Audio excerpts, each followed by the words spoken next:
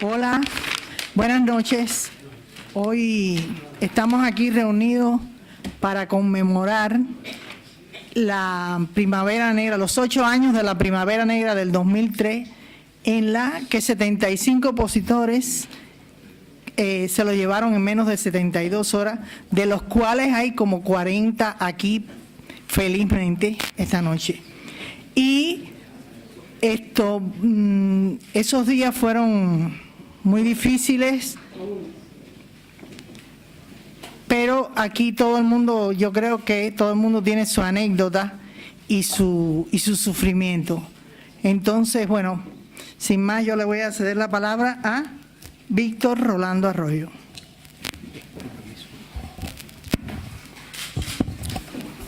Buenas noches. Como decía Blanquita, como la conocemos cariñosamente, estamos celebrando hoy el 8º aniversario de la Primavera Negra. Pienso que las primeras palabras que debo decir es en recordación a 3 de nuestros hermanos que aún por la tosudez y el empecinamiento del gobierno cubano permanecen en la celda. No son solo 3, son 3 de la Primavera Negra, pero hay muchos otros presos políticos en Cuba y hay muchos cubanos presos por diversas causas en Cuba.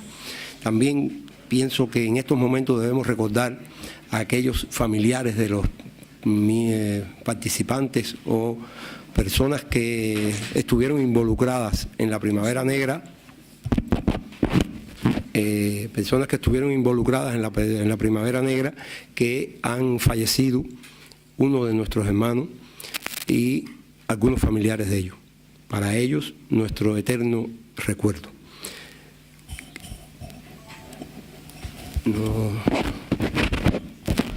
Vamos a ver, ¿me oyen mejor ahora? Bien. Bueno, vamos a hablar así.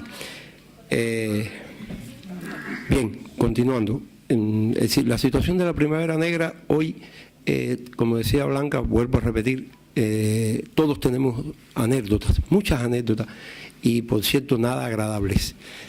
Hay sufrimiento, hay dolor, hay años de vida y vidas perdidas. Ahora, debemos, si queremos hacer un pequeño esbozo de qué fue la Primavera Negra y por qué se dio, debemos pensar en el momento en que se da el 2003. Solamente voy a mencionar algunos aspectos. Todos Unidos fue una organización, un conglomerado de organizaciones opositoras que en aquel momento puso en una situación difícil al gobierno cubano.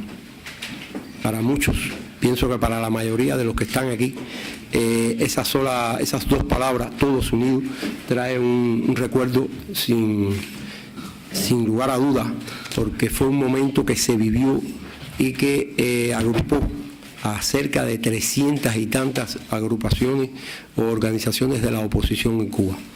Es un momento que añoramos volver a lograr la unión en la diversidad de tantas organizaciones de la oposición. El acuerdo de Cotonú negado al gobierno cubano también creó y fomentó la furia del gobierno cubano.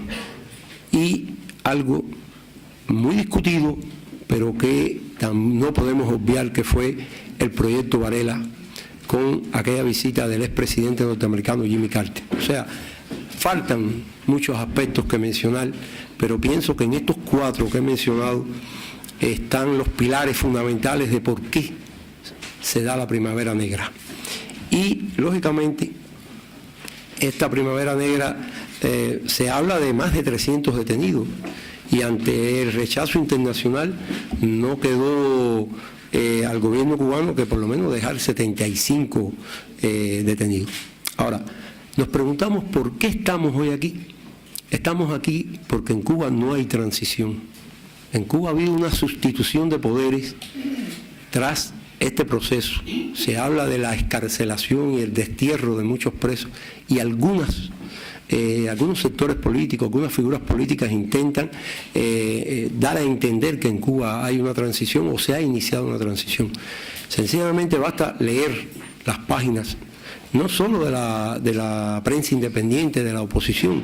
Bastaría solo con decir que leer cualquier agencia de prensa la represión, cómo se ha mantenido después de julio del año pasado, año 2010, donde comenzaron las excarcelaciones para uno, deportaciones realmente, destierro de tantos cubanos y de su familia. Por tanto, no podemos hablar de que en Cuba se esté iniciando la transición. Sencillamente el gobierno, ha habido una sustitución y el gobierno cubano sencillamente sigue reprimiendo, sigue empecinado en no abrir las puertas de Cuba a ese diálogo que muchos demandan y que daría paso realmente después a un proceso de transición. Pienso que la experiencia o la gran experiencia de la Primavera Negra de 2003 está, en primer lugar, en que ese grupo de personas, y en particular sus familiares, supieron adoptar una posición de beligerancia, de intransigencia ante las presiones del gobierno. Y pienso, sin que me quede nada por dentro, que el ejemplo más grande, más importante dado en este caso no fueron los propios presos, sino fueron las damas de blanco, a las cuales constantemente debemos rendir tributo por lo abnegado y por lo decidido que se portaron para dar lugar a que el gobierno cubano tuviera que iniciar aquel proceso de excarcelación y destierro.